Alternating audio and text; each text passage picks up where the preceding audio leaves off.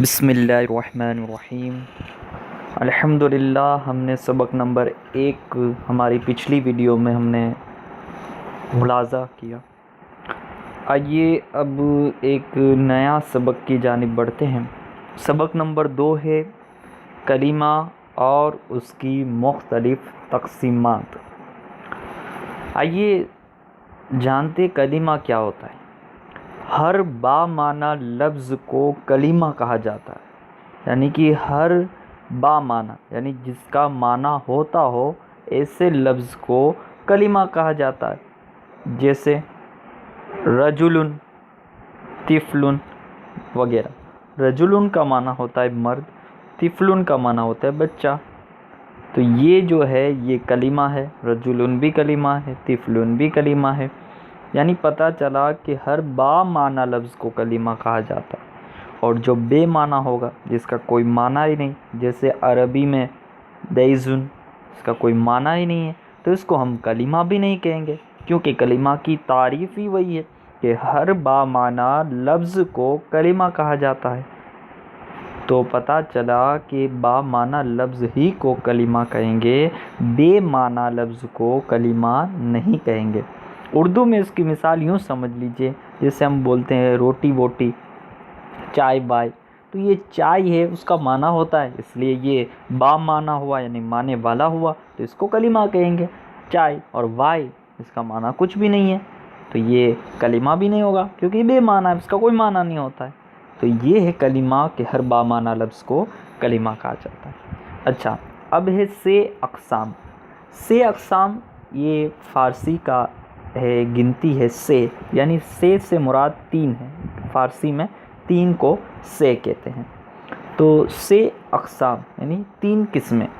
اب یہاں پہ کلمہ کی 3 اقسام بتائی جا رہی ہے کہ کلمہ کی 3 اقسام یعنی اسم، فعل اور حرف کو سے اقسام کہتے ہیں، یعنی 3 اقسام کہتے ہیں۔ ہمیں یاد ہونا چاہیے کہ سے کسے کہتے ہیں، پھر اس کے آگے 6 اقسام آ رہا ہے، 7 اقسام آ رہا ہے۔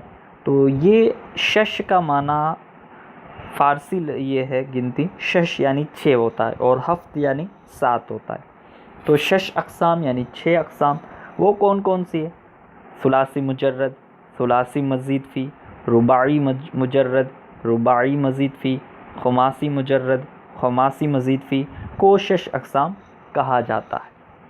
تو پتہ چلا کہ یہ جو چیزیں ہیں انہیں 6 اقسام کہا جاتا ہے، کیونکہ یہ 6۔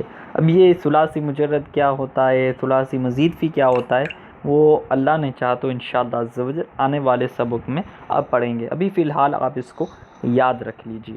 جی، 7 اقسام، کلمہ کی 7 اقسام، یعنی صحیح، مہموز، مضاعف، مثال، اجوف، ناقص اور لفیف کو 7 اقسام سے موسوم کیا جاتا ہے۔ موسوم یعنی نام رکھا جاتا ہے۔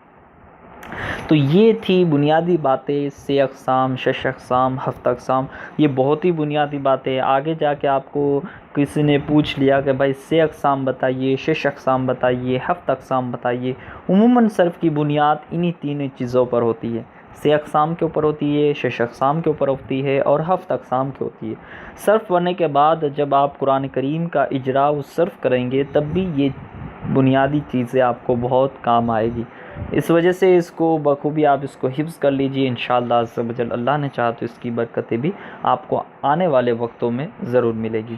آئیے اب سے اقسام تو ہم نے کلمہ کی 3 اقسام، اسم، فعل اور حرف کو سے اقسام کہتے ہیں، پڑھ لیا۔ اب اس کی تھوڑی تفصیل کرتے ہیں کہ سے اقسام کا بیان کر کے بتا رہے ہیں کہ اس سے مراد کلمہ کی وہ 3 قسمیں ہے، اس سے مراد کلمہ کی وہ 3 قسمیں ہے جو اپنے معنی پر مستقلاً یعنی ہمیشہ دلالت کرنے یا نہ کرنے کے اعتبار سے بنتی ہے، یعنی کہ اسم، فعل اور حرف۔ اب دیکھیں یہ 3 قسمیں ہیں۔ اب اس میں سے انہوں نے اس وجہ سے یہ لائن بتائی کہ اس سے مراد کلمہ کی وہ 3 قسمیں جو اپنے معنی پر مستقلاً دلالت کرنے یا نہ کرنے، یعنی کرنے اور یا نہ کرنے میں پتہ چلتا ہے کہ ان 3 قسموں میں سے بعض ایسی ہوگی جو کرتی ہوگی اور بعض ایسی ہوگی جو نہیں کرتی ہوگی۔ اسی وجہ سے انہوں نے بتایا ہے کہ مستقلاً دلالت کرنے یا نہ کرنے کے اعتبار سے بنتی۔ آئیے اب جانتے کہ اسم کی تعریف کیا ہے، اسم کی ڈیفینیشن کیا ہے۔ تو اسم کسے کہتے ہیں؟ تو وہ کلمہ، پتہ چلا کہ اسم جو ہوگا وہ کلمہ ہوگا۔ کلمہ کسے کہتے ہیں؟ تو ہر با معنی لفظ کو کلمہ کہتے ہیں۔ تو پتہ چلا کہ اسم جو بھی ہوگا وہ با معنی ہوگا، یعنی اس کا معنی ہوتا ہوگا، تبھی وہ اسم ہوگا، ہے نا، کیونکہ انہوں نے قید لگا دی کہ وہ کلمہ، کلمہ سے مراد فوراً ہمارا ذہن ہر با معنی لفظ کو کلمہ کہا جاتا ہے۔ تو اسم جو بھی ہوگا وہ کلمہ ہوگا۔ تو بتایا جا رہا ہے کہ وہ کلمہ جو دوسرے کلمے سے ملے بغیر اپنے معنی پر دلالت کرے، یعنی کہ کسی بھی محتاجی نہیں ہوگی اس کو، اپنے خود کے معنی پر وہ دلالت کر دے گا، یعنی اپنا معنی خود بتا دے گا کہ بھائی اس کے مثال میں آگے آ رہا ہے کہ زیدن، تو زیدن کسی دوسری چیز کا محتاج نہیں کہ دوسرا کوئی لفظ آئے گا تبھی زید کا معنی پیدا ہوگا، نہ زیدن تو اس کا معنی ہو جائے گا زید، ذات زید۔ تو اب بتا رہے ہیں کہ وہ کلمہ جو دوسرے کلمہ سے ملے بغیر اپنے معنی پر دلالت کرے، اس کا معنی کسی زمانے، یعنی ماضی کسے کہتے ہیں؟ گزرے ہوئے زمانے کو کہتے ہیں۔ جیسے کہ میں نے 2015 میں یہ کام کیا، اب یہ کام کیا کب کیا؟ ظاہر سی بات ہے گزرے ہوئے زمانے میں کیا، تو گزرے ہوئے زمانے میں کیا، اس وجہ سے اس کو ہم کہہ دیں گے کہ یہ ماضی ہے۔ اب بات چلی ہے کہ گزرے ہوئے زمانے، پھر اس کے آگے آ رہا ہے کہ حال کسے کہتے ہیں؟ تو حال یعنی موجودہ زمان، کہ میں یہ کر رہا ہوں، میں لکھ رہا ہوں، میں سبق پڑھ رہا ہوں، یعنی کہ حال ہے نا، یہ ابھی موجودہ وقت شروع ہے، اس کو کہیں گے حال۔ اور پھر مستقبل، فیوچر، آنے والے وقت میں یہ کام کروں گا، تو یہ اب مستقبل ہو جائے گا۔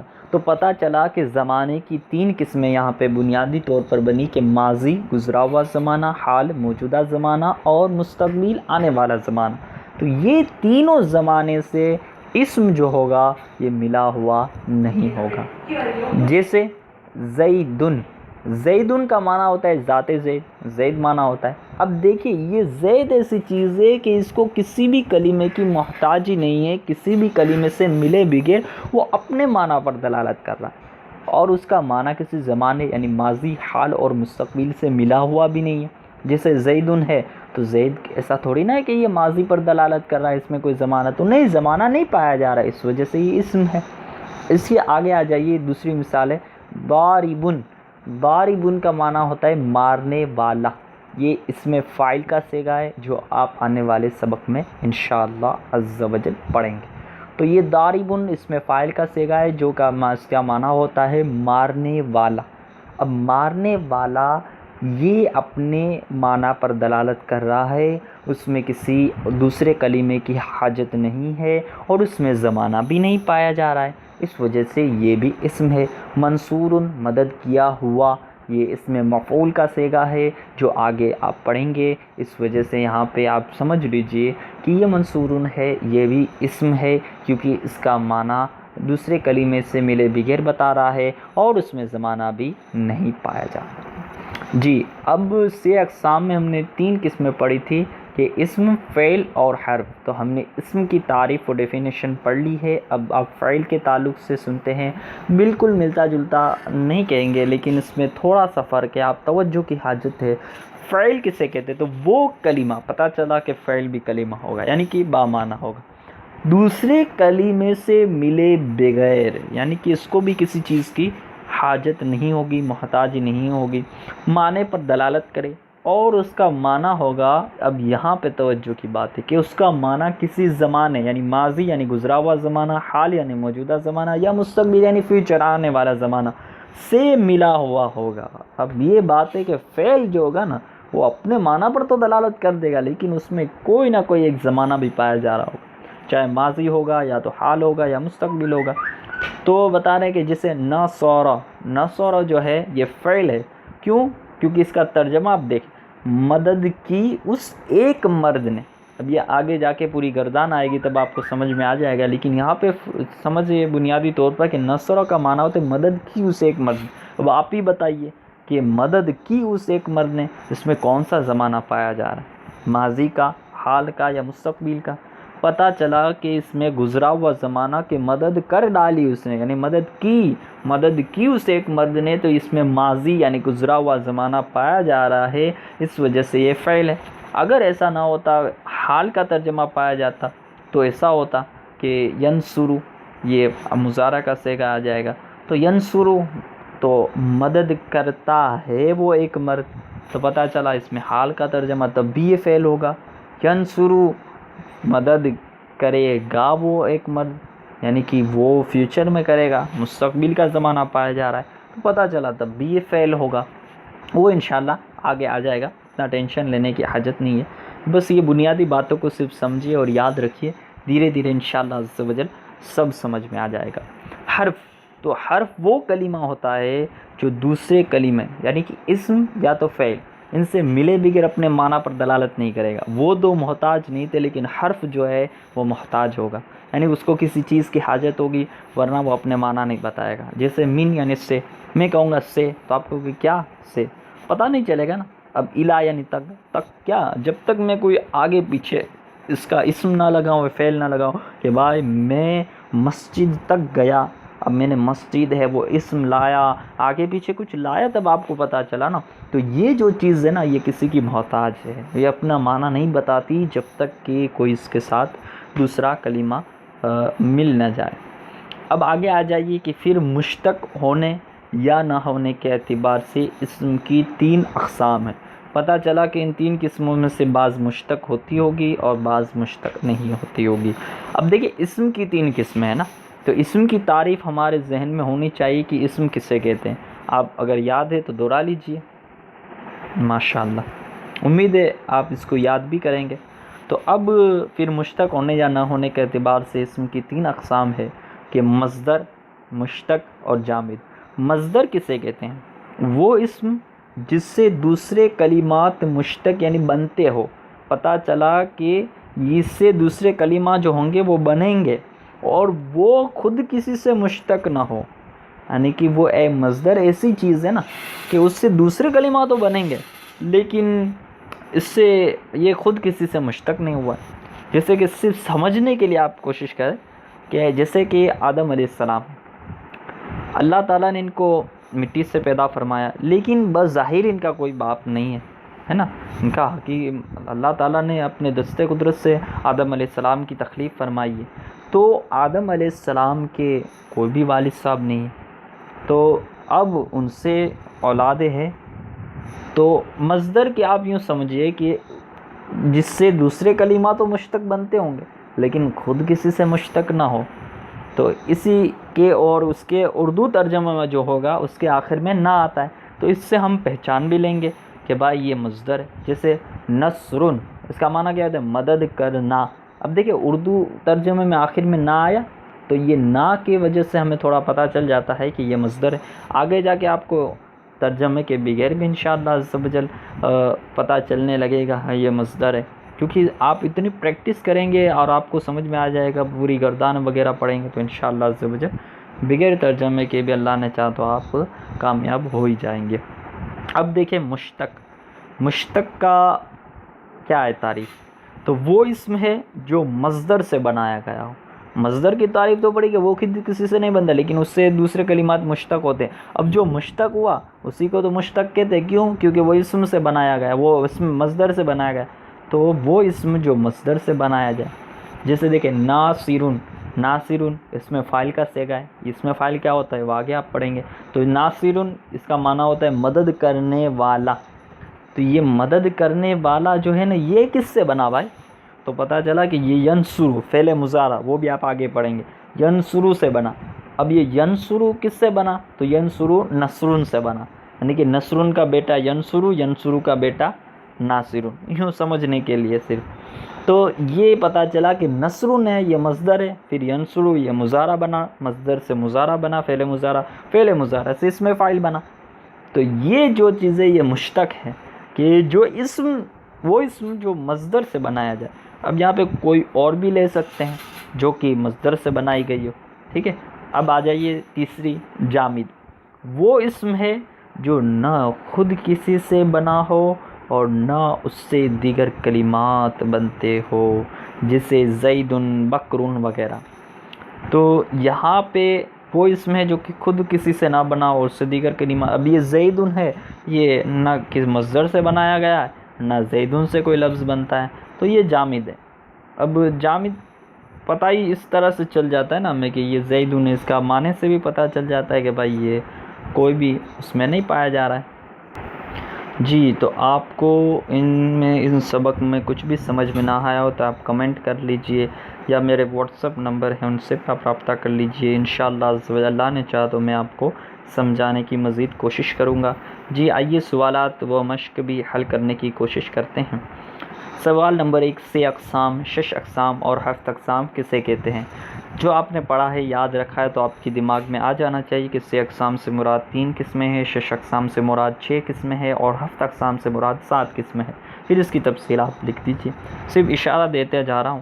اسم، فعل اور حرف کی تعریف ما امثلہ بیان کریں. یعنی کہ اسم، فعل اور حرف کی تعریف بھی بتانی ہے. ما امثلہ یعنی اس کی مثال کے ساتھ، ما یعنی ساتھ، امثلہ یعنی مثال. تو مثالوں کے ساتھ آپ اس کو تحریر کریں یا بیان فرمائیں. سوال نمبر 3 ہے کہ اسم کی کتنی اور کون کون سی قسمیں ہیں؟ اسم کی 3 قسمیں ہیں، مصدر، مشتق اور جامد. ہر ایک کی تعریف بھی کرنی ہے اور اپنے جو ابھی مثالیں پڑھی وہ بھی بیان کرنی ہے. اب الف، درج ذیل کلمات میں سے اقسام الگ الگ کیجیے. درج ذیل یعنی نیچے دیے ہوئے درج میں، نیچے دیے ہوئے باکس میں جو کلمات ہے اس میں سے اقسام الگ الگ کرنا ہے. سے اقسام کیا کیا ہوتا ہے تو ہمارے دماغ میں آ جانا چاہیے کہ اسم ہے، فعل ہے، حرف ہے، اس کو سے اقسام کہتے ہیں. اب دیکھیں ضرب، اب ضرب مارا اس ایک مرد نے. اب آپ دیکھتے جائیں، مارا اس ایک مرد نے، نمبر 1. ٹھیک ہے. اب ہم کس سے پہچانیں گے کہ یہ اسم ہے، فعل ہے، حرف ہے؟ تو ہمارے ذہن میں تینوں تعریف، تینوں ڈیفینیشن معلوم ہونی چاہیے. آئیے پہلے اسم کی فٹ کرنے کی کوشش کرتے ہیں. اسم وہ کلمہ ہے جو دوسرے کلمے سے ملے بغیر اپنے معنی پر دلالت کرے. اسٹاپ ہو جائیے، چیک کریں. ضرب مارا اسے ایک مرد نے، جی ہاں یہ اپنے معنی پر تو دلالت کر رہا ہے کسی کی محتاجی کے بغیر. تو پتہ چلا کہ ایک شرط تو پائی گئی. چلو اسم کی تعریف میں اور آگے بڑھتے ہیں کہ اس کا معنی کسی زمانے یعنی ماضی، حال اور مستقبل میں سے کسی کے ساتھ ملا ہوا نہ ہو. اب دیکھیں اس کا ترجمہ، مارا اس ایک مرد نے. اب آپ ہی بتائیں اس میں کون سا زمانہ پایا جا رہا ہے؟ ماضی کا پایا جا رہا ہے. نہیں، مارا اس ایک مرد نے یعنی کہ مار گیا ہو نا، ماضی گزرے ہوئے زمانے کی بات. پتہ چلا کہ یہاں پہ فعل، یہاں پہ زمانہ تو پایا جا رہا ہے. تو فعل کی تعریف یہاں پہ صادق آ رہی ہے کہ فعل وہ کلمہ ہے جو دوسرے کلمے سے ملے بغیر اپنے معنی پر دلالت کرے اور اس کا معنی کسی زمانے، ماضی، حال اور مستقبل میں سے کسی ایک کے ساتھ ملا ہوا ہو یا کسی کے ساتھ ملا ہو. تو یہاں پہ ماضی کے ساتھ ملا ہوا ہے تو پتہ چلا کہ ضرب کیا ہے؟ فعل ہے. جی اب آگے آ جائیے. نمبر 2، اعلیٰ، اس کا ترجمہ ہوتا ہے پر. اب پر کہوں گا تو کیا سمجھو گے؟ پتہ چلا یہ حرف ہے. کیوں حرف ہے؟ کیونکہ دلیل ہونی چاہیے ہمارے پاس کہ بھائی یہ دوسرے کلمے کی محتاج ہے، بغیر کلمہ اسم یا فعل سے ملے بغیر اپنے معنی پر دلالت نہیں کر رہا ہے. تو نمبر 2 کیا ہے؟ حرف ہے. نمبر 3 کیا ہے؟ قلم، پین. اب دیکھیں پین جو ہے وہ اپنے معنی پر تو دلالت کر رہی ہے لیکن اس میں کوئی زمانہ نہیں پایا جا رہا ہے، یعنی کہ وہی اسم والی بات. نمبر 3 اسم ہے. جی اب تھوڑا اسپیڈ میں جا رہا ہوں کیونکہ آپ امید ہے آپ سمجھ گئے ہوں گے. زیادہ تفصیل و دلائل دینے کی حاجت نہیں لگ رہی ہے. پھر بھی اگر ہو تو آپ کمنٹ کر کے یا میرے واٹس ایپ نمبر پہ آپ رابطہ کیجیے. نمبر 4، کراسۃن یعنی کاپی. پتہ چلا اس میں زمانہ نہیں ہے لیکن اپنے معنی پر دلالت کر رہا ہے. نمبر 4 اسم ہوگا. نمبر 5، نصر مدد کی اس ایک مرد نے. اس کے پہلے والی مثال میں بھی گزر چکا تھا، اس میں زمانہ پایا جا رہا ہے اس وجہ سے یہ فعل ہے. نمبر 6، ینصر مدد کی جاتی ہے وہ سب عورتیں. مدد کی جاتی ہے وہ سب عورتیں، یہ فعل مضارع کا صیغہ ہے جو آگے آپ پڑھیں گے. تو یہاں پہ نمبر 6 بتایا جا رہا ہے مدد کی جاتی ہے یعنی کہ حال کا ترجمہ پایا جائے. پتہ چلا زمانہ ہے، فعل ہے. نمبر 7، اکتب یعنی میں لکھتا ہوں. پتہ چل جاتا ہے زمانہ پایا جا رہا ہے حال کا کہ میں لکھ رہا ہوں، تو یہ فعل.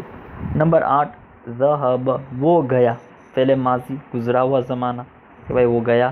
پتہ چلا یہ فعل ہے، زمانہ پایا جا رہا ہے. جاء وہ آیا. پتہ چلا کہ یہ فعل ماضی ہے کہ وہ آیا، تو یہ فعل ہے، زمانہ پایا جا رہا ہے، اپنا معنی پر بھی دلالت کر رہا ہے. تو نمبر 9 بھی فعل ہے جی۔ فی یعنی کہ میں، پتہ چل رہا ہے میں سے کیا، جیسے مسجد میں بیٹھا ہے تو آگے پیچھے اسم یا فعل کی حاجت ہے نا اس کو، تو یہ حرف ہے نمبر 10۔ 11 المدینۃ، مدینہ شریف، پتہ چل رہا ہے کہ زمانہ نہیں پایا جا رہا ہے، صرف اپنے معنی پر دلالت کر رہا ہے، کیا ہونا چاہیے جی، کیا، اسم جی، ماشاءاللہ۔ نمبر 2 فعل، یہ کام، کام، اب کوئی اس کو فعل نہ کہہ دے، کام دیکھ کر کام، فعل کا معنی کام ہوتا ہے، نہ یہ اسم ہے کیونکہ اس کا معنی کام ہوتا ہے، نہ کہ زمانہ بھی اس میں پایا جا رہا ہے، تو کچھ بھی نہیں ہے، تو یہ جی۔ با، درج ذیل اسماء میں مصدر، مشتق اور جامد جدا جدا کیجیے کرے، ٹھیک ہے۔ درج ذیل یعنی نیچے دیے ہوئے باکس میں اسم کو الگ کرنا ہے اسماء میں سے، یعنی نیچے سارے اسم ہی دیے ہوئے، لیکن اسم کی جو قسمیں ہیں نا، مصدر، مشتق، جامد، یہ تینوں کی ڈیفینیشن ہمیں معلوم ہونا ضروری ہے جی ہاں۔ مصدر کسے کہتے ہیں، مشتق کسے کہتے ہیں، جامد کسے کہتے ہیں، تبھی آپ اس کو حل کرنے میں صحیح معنوں میں کامیاب ہوں گے، ایسے ہی سمجھنے سے نہیں ہو جائے گا، سمجھ کر یاد بھی کرنا ہوگا۔ آئیے کوشش کرتے ہیں بیتن۔ اب دیکھیں مصدر کی تعریف پر غور کریں گے تو مصدر وہ کلمہ ہے جس سے دوسرے کلمات مشتق یعنی بنتے ہو اور وہ خود کسی سے نہ بنا ہو اور اس کے اردو ترجمے میں آخر میں نہ آتا ہو۔ اس کا اردو ترجمہ دیکھیں گھر کیا ہے، نہ آتا ہے، نہیں آتا ہے، تو پتہ چلا کہ یہ مصدر نہیں ہے۔ نمبر 2 مشتق، وہ اس میں جو مصدر سے بنایا گیا ہو۔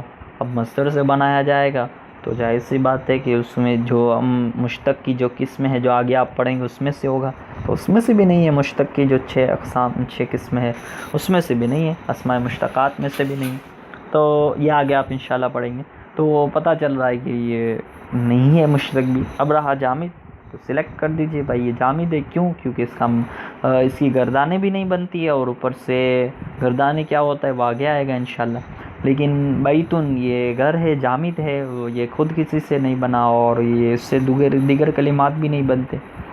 بابن دروازہ بھی جامد ہے۔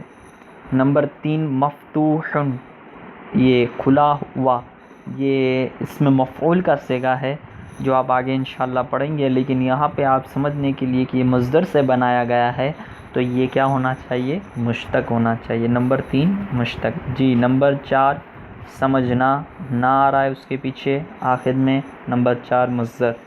نمبر 5 حسن، خوبصورت، یہ آگے آئے گا، صفت مشبہ کا یہ وزن ہے تو آپ آگے جا کے پڑھیں گے، اس وجہ سے یہ تھوڑا آپ کو سمجھنے میں کہ وہ ہو رہا ہوگا، لیکن انشاءاللہ بہت ہی جلد آپ اس میں کامیاب ہو جائیں گے۔ نمبر 5 جو ہے وہ کیا ہونا چاہیے، مشتق، کیونکہ مصدر سے بنایا گیا ہے۔ افضل اس میں تفضیل کا صیغہ ہے جو کہ آپ آگے پڑھیں گے، لیکن یہاں پہ سمجھانے کے لیے بتا دیا گیا ہے، تو افضل کیا ہونا چاہیے، مصدر سے بنایا گیا ہے، یہ مشتق ہے۔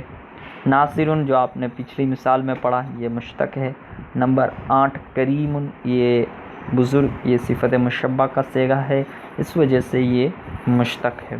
نمبر 9 اس کے اردو ترجمے میں نہ آتا ہے، شربن، پینا، جری، یہ دوڑنا، ٹھیک ہے، آخر میں نہ آ رہا ہے، مصدر۔ ذاہبن اس میں فاعل کا صیغہ ہے جو آپ آگے پڑھیں گے، لیکن یہاں پہ یہ مشتق ہے۔ نمبر 12 سمع، سننا، یہ مصدر ہے کیونکہ نہ آ رہا ہے۔